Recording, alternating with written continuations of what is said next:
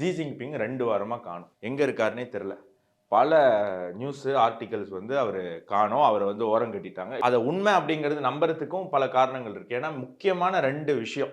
2 meeting. இதுல வந்து Xi Jinping attend பண்ணியே ஆகணும். ஆனா இந்த 2 மீட்டிங்லயுமே அவர் அட்டெண்ட் பண்ணல.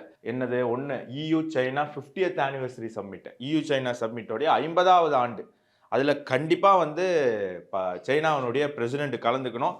பட் அவரு கலந்துக்கல. அதே மாதிரி பிரிக்ஸ்.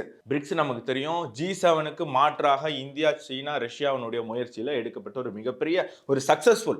G7ஓட சக்சஸ்ஃபுல்னு சொல்லலாம் பிரிக்ஸ் அப்படிங்கிறது.